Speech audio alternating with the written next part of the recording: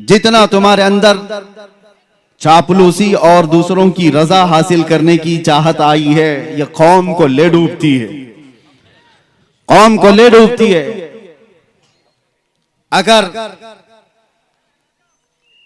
अगर सियासत करना ना आता हो तो इस मैदान में आते क्यों हो?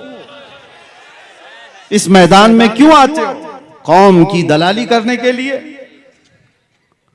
इज्जत नफ्स बेच करके इस्लाम और मजहब इस्लाम का सौदा करने के लिए। मुझे तकलीफ उन्हीं लोगों से है, इसीलिए कहा गया है, मुझे बहुत जिम्मेदार लोगों ने कहा था कि आपकी इस कौम को कोई दूसरा बर्बाद नहीं कर सकता जब तक कि आपका ही आदमी बर्बाद ना करे। आपका आदमी जब तक ना तोड़े कोई दूसरी कौम आपको नहीं तोड़ सकती। एक बहुत बड़े ऑफिसर की बात मैं आपके सामने अर्ज कर रहा हूं, और कुरान में भी रब ताला फरमाता है वलन यजअलल्लाहु लिल काफिरीना अलल मुमिनीना सबीला। अल्लाह तबारक व तआला हरगिज ईमान वालों पर काफिरों को गलबा नहीं देगा, इल्ला ये कि मगर ये कि मुसलमान ही गद्दार होगा, जमात की दलाली कर रहा होगा, बुज़दिली उसके अंदर आई होगी, वो कौम को बेचने की बातें कर रहा होगा, मुखबिरी कर रहा होगा। आज तो कितने लोग इसी पर अपना गुजर बसर कर रहे हैं, वो टिप्पर बने हुए हैं, मुखबिर बने हुए हैं, कितनों के घर इस पर चल रहे हैं। बाज आ जाओ मेरे अजीजों, खैर उम्मत हो आप। कुरान ने कहा है कुंतुम खैर उम्मतिन उखरिजत लिन्नास, तमाम इंसानों में अल्लाह ने तुम्हें खैर उम्मत बनाया है।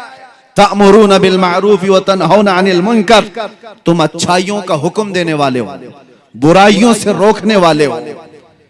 तुमने अगर ये जिम्मेदारी छोड़ दी तो एक बात याद रखना, होता क्या है मालूम है? एक मशहूर शेर है, दीवार क्या गिरी मेरे खस्ता मकान की, दीवार क्या गिरी मेरे खस्ता मकान की, लोगों ने आने जाने का रास्ता बना लिया। होता यही है, घर अगर पुराना होकर टूट गया और उसकी देखभाल नहीं की जा रही है तो लोग उसको तो रास्ता समझकर इधर से उधर निकलने लग जाएंगे, घर को भी रास्ता बना लिया जाएगा। यही हाल है आज। हमने मुस्तफा करीम सल्लल्लाहु ताला अलैहि वसल्लम की गुलामी से जो रूगर्दानी कर लिया, हक बयान करना उलमा ने छोड़ दिया है, तो हर कौम ने तुमको अपने निशाने पर उठा रखा है। वजह यही है कि आज हम हर एक के रास्ते पर क्यों आए हुए हैं? क्यों फुटबॉल की तरह से उछाला जाता है, खेला जाता है? वजह यह है कि तुमने अपनी असलियत को भूला दिया है। कुरान तुम्हारी असलियत क्या बता रहा है? तअमुरून बिल मारूफ व तनहौना अनिल मुनकर, तुम अच्छाइयों का हुक्म देने वाले हो, बुराइयों से रोकने वाले हो। कितने बच्चे ऐसे हैं इसमें जो अच्छाइयों का हुक्म देने का काम कर रहे हैं, बुराइयों से रोकने वाला काम कर रहे हैं। किसी को किसी की आज नहीं पड़ी। 24 घंटे बच्चा नशे में घूम रहा हो, पड़ोस में देखने वाले भी देखकर उसको हंस करके चले जाते हैं। एक बात याद रखना, मोहल्ले में एक जानी होता है तो पूरे मोहल्ले से बरकत उठ जाती है, पूरे मोहल्ले से। दूसरे इबादत गुजार भी होते होंगे। एक बात एक हदीस में है, जिब्राइल अमीन अलैहिस्सलाम को हुक्म हुआ था कि एक बस्ती को तबाह कर दो, ये बहुत नाफरमान है। अल्लाह का हुक्म आया, वो बस्ती को तबाह और बर्बाद करने का अजाब अल्लाह का आ गया। लेकिन उस बस्ती में एक नेक बंदा भी रहता था, और इतना नेक कि उसने कोई गुनाह नहीं किए थे। जब अजाब आया तो वो भी उस बस्ती में था। जिब्राइल अमीन ने पूछा, मौला उस तेरे नेक और आबिद बंदे का क्या करना, इबादत गुजार का? रब का जलाल था, फरमाया उसको भी अजाब में हिलाक करो। पूछने की हिम्मत नहीं हुई फरिश्ते की कि अल्लाह उसका क्या कसूर है। जमाने के बाद वो बस्ती तबाह बर्बाद हो गई, अजाब का शिकार हो गई। रब ताला की बारगाह में इस फरिश्ते ने पूछा, मौला उसका क्या कसूर? रब ताला ने फरमाया, वो बुराइयां अपनी आंखों से देखता था और किसी को कुछ कहता नहीं था, देखकर खामोश रहता था। तो बुराइयां देखकर खामोश रहने वाले का भी वही अंजाम है जो बुराई करने वाले का है। वो सपोर्टर है, वो खामोश ताउन कर रहा है। आज ये हालात ने हमें दीमक की तरह से गला रखा है। मेरे अजीजों, सबसे पहले मैं उन लोगों की खबर लेना चाहता हूं जो उलमा को चलाना चाहते हैं, जो बड़े बड़े नेता हो कि पैसे वाले हो, जो कुछ भी हो आप, तुम्हारा माल तुम्हें मुबारक, रदीना किस्मतल जब्बारी फीना लना इल्मुन वलिल जुहाली मालुन। मौला अली करमल्लाहु वजहुल करीम ने फरमाया था, अल्लाह तबारक व तआला की इस तकसीम पर हम राजी हैं कि अल्लाह ने हमें इल्म दिया है, जाहिलों को माल दिया। हम इस तकसीम पर राजी हैं। अल्लाह तबारक व तआला का फजल करम व एहसान अजीम है। लेकिन मालदारों से, कमेटी वालों से, जिम्मेदारों से, मैं हर जगह के इलाके वालों से, जाहिर सी बात है हमारी बात फैलती है, सबसे कहता हूं, होश के नाखून लो। आपको जिम्मेदार उलमा की गर्दन पर बैठने के लिए नहीं बनाया गया। उलमा की गर्दन पर बैठकर उनकी जुबानों पर अपने अल्फाज डालने के लिए नहीं बनाया गया है कि मौलाना ऐसा बोलो, मौलाना वैसा बोलो, मौलाना ऐसा बोलो, मौलाना वैसा बोलो, और उनके बारे में कुछ ना बोलो। और जो मौलाना ऐसा करता है, इमाम गजाली फरमाते हैं, वो उस मक्खी से ज्यादा गलीज है जो पखाने पे बैठती है। वजह यह है कि ये इल्म बेच रहा है और अपना दीन बेच रहा है माल की वजह से, मालदारों के रौब से। दोनों अजाब में गिरफ्तार होंगे। माल वाले, जितने भी मनसब वाले, आप खलीफा हारून रशीद से ज्यादा बढ़ करके तो नहीं होंगे। हारून रशीद उस खलीफा का नाम है जिसने एक जमाना ऐसी खिलाफत की है कि बड़ी बड़ी हुकूमतें उससे थरथराती थी। माल दौलत के खजाने पे हिसाब थे। अपने बेटों को, अमीन और मामून दो बेटे थे, जिस उस्ताद के पास पढ़ने के लिए रखा था वक्त का बादशाह इमाम खलील कूफी, वो पढ़ाते थे बच्चों को, बादशाह के बेटे को पढ़ाकर चले जाते थे। एक दिन बादशाह ने देखा दूर से, वो वजू कर रहे थे और बादशाह का बेटा पानी लेकर के उस्ताद को वजू के लिए मदद कर रहा था। जाहिर से बात है, एक बादशाह का बेटा एक मौलवी को वजू करा रहा है, बहुत बड़े बादशाह का बेटा। थोड़ी देर के बाद अपने बेटे को बुलाया। जब उस्ताद चले गए, एक थप्पड़ मारा अपने बेटे को। कहा क्या कर रहा था?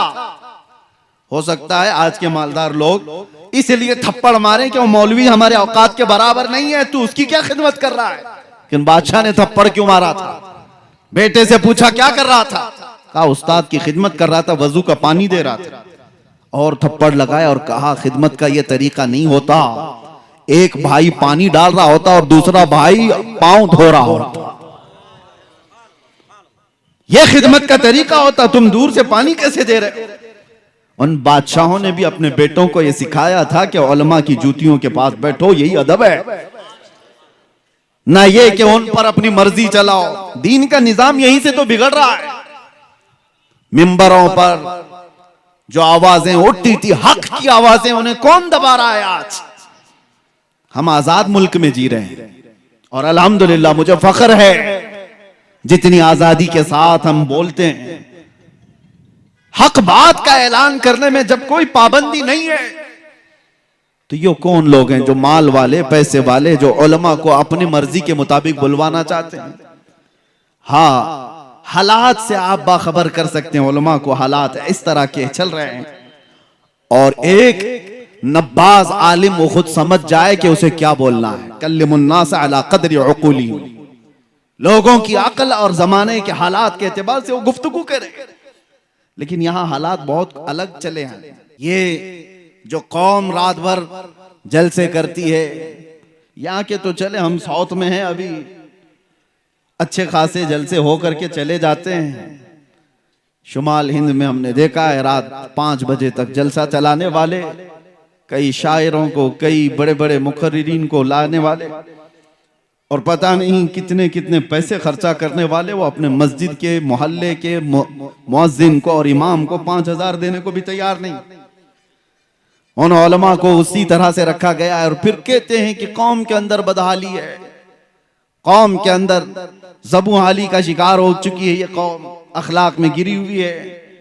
जहां से हक बात का ऐलान होता था, उन आवाजों को दबा दिया गया है, उन आवाजों को खत्म करने की कोशिशें की जा रही है। ये गैरों की तरफ से नहीं, अपनों की तरफ से। इस्लाह करो।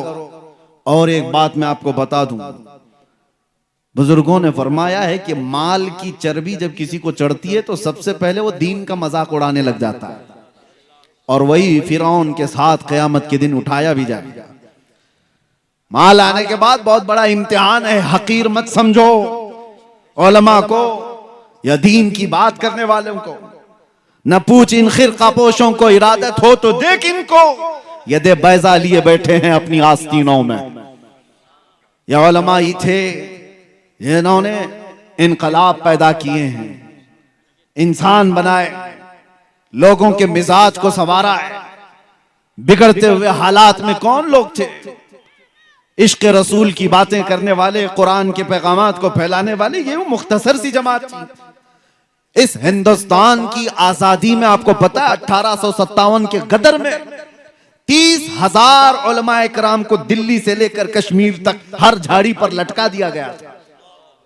फांसी पर लटकने वाले, अंडमान निकोबार काला पानी की सजा काटने वाले, ये उलमाए ज़वील एहतराम थे और वो हक बोलने वाले थे। जानते हो अंग्रेजों का दबदबा था, और ऐसा दबदबा था कि कोई कुछ बात नहीं कर सकता था। कोई डेमोक्रेसी नहीं थी, उनका गलबा था, गलगला था। ऐसे माहौल में दिल्ली की जामा मस्जिद से अल्लामा फजल हक खैराबादी ने फतवा सादिर किया था, जबकि उन्हें पता था अंजाम क्या होगा। और उसी अंग्रेजों के खिलाफ फतवा सादिर करने की बुनियाद पर एक तहरीक छिड़ी पूरे हिंदुस्तान में।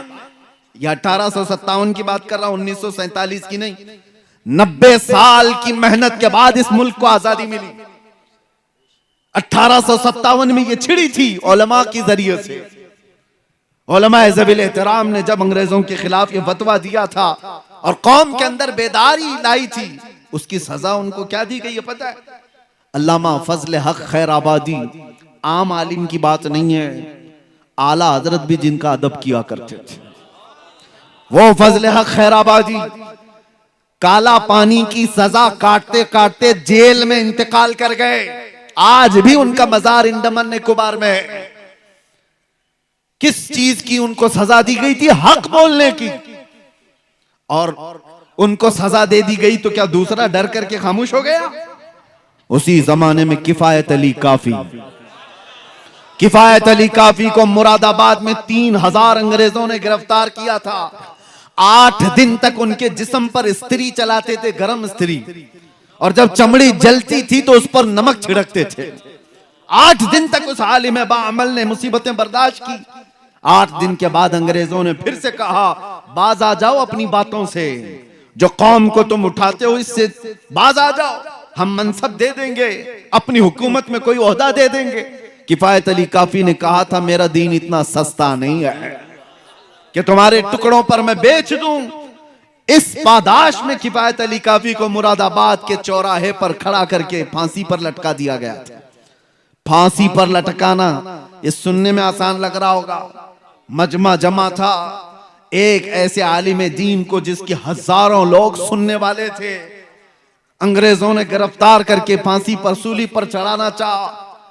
रिवायात पढ़ करके देखो मेरे अजीजों, रोंगटे खड़े हो जाते हैं। मैंने पढ़ा है, अरे फांसी पर जाने वाले की हालत क्या होनी चाहिए?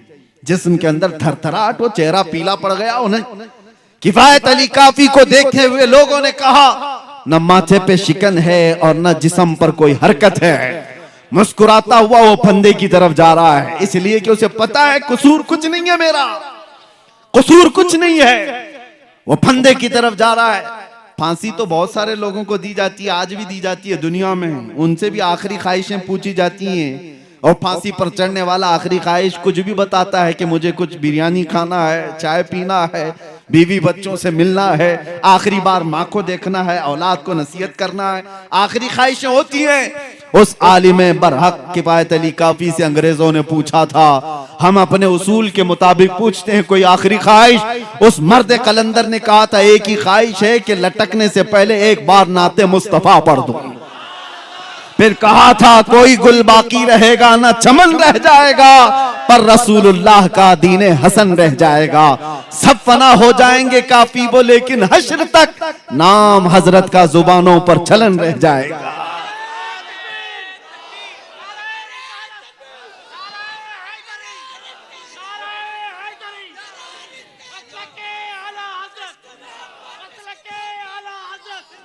दो चार मिसालें मैं और आपके सामने रखता हूं उलमाए कराम के लिए खास तौर पर। आज हमें जिस तरह से दबाने की कोशिश करोगे उसका अंजाम क्या होगा पता है? तुम्हारे बच्चे ऐसे बुज़दिल पैदा होंगे जो अपनी माँ और बहनों की इज्जत भी नहीं संभाल सकेंगे। जो नबी पाक सल्लल्लाहु ताला अलैहि वसल्लम की इज्जत के लिए नहीं खड़ा हो सकता, वो अपनी माँ बेटियों की इज्जत भी नहीं बचा सकता, नहीं बचा सकता। ये बात याद रखें। किफायत अली काफी हो, फजल हक खैराबादी हो, इनायत अहमद काकोरवी, ये वो उलमाए ज़वील एहतराम की बातें कर रहा हूं। हक बयान करने की वजह से इन्हें जिंदगी भर तकालीफ का सामना करना पड़ा है। आपको पता है अंग्रेजों से भी ज्यादा एक सख्त दौर आया था अकबर का। अकबर नाम मुसलमान था लेकिन उसके काम अलग थे, वो मुर्तद था। पूरा एक नया दीन ला करके पूरे दीन को खत्म करने की बात कर रहा था। हिंदुस्तान अखंड भारत का राजा, इस वाले भारत का नहीं, अखंड भारत का। उस वक्त हिंदुस्तान की सीमाएं और भी ज्यादा थी। इतना पावरफुल बादशाह जब दीन इलाही का ऐलान करता है तो उस वक्त एक मर्द कलंदर अहमद फारूकी मुजद्दिद अल्फसानी की शक्ल में खड़ा होता है। कहता है नहीं बादशाह, तेरे घर का दीन नहीं, आमिना के लाल का दीन चलेगा। मस्जिदों से वही आवाज होगी, हमारे बच्चों के जुबानों से वही आवाजें होंगी जो मुस्तफा करीम सल्लल्लाहु ताला अलैहि वसल्लम की तालीमात थी। उन्हें पता था कि एक बड़े डिक्टेटर से मुकाबला करने का अंजाम क्या होता है। बड़े डिक्टेटर के सामने जब भी कोई खड़ा होता है तो उसे जेल देखना पड़ता है। जेल में डाल दिया गया, ग्वालियर की जेल में 8 साल तक ऐसे कैद में रखा गया था कि कोई मुड़ के भी नहीं देखता था। अकबर तो मर गया, उसका बेटा तख्त पर आया। जेल का एक कासिद आकर के कहता है बादशाह सलामत, जेल का हाल कुछ और ही हो गया है। उसने पूछा हुआ क्या है? 8 साल पहले आपके बाप ने एक मौलाना को कैद कर दिया था, उसने 700 कैदियों को आलिम बना दिया है। चोर उचक्के डकैत सब थे वहां पर, लेकिन उसने तो माहौल ऐसा बना दिया है, सुबह दरसे कुरान है, दोपहर में दरसे हदीस है, शाम को जमात की नमाजें हैं। माहौल तो ऐसा लगता है जैसे गुंबद खजरा की छांव में बैठे हो। हक बोलने वालों के लिए ना कोई मैदान होता है मेरे अजीजों, ना कोई जगह उन्हें रोक पाती है। ये मिसालें इसलिए अर्ज कर रहा हूं ताकि आप इनको पढ़ो और अपनी जुबान को संभाल कर रखो। अल्लाह ने तुमसे वादा लिया है कि हक बयान करोगे, हक बयान करोगे, कोई चीज छुपाओगे नहीं। और कोई रूठता है तो रूठे, ऐसे रूठने से हमारा कुछ बिगड़ता भी नहीं। ये दुनिया न तुम्हें सजा देने वाली है न जजा देने वाली है। मौत के बाद सिर्फ और सिर्फ सजा और जजा का मालिक रब्बुल आलमीन है।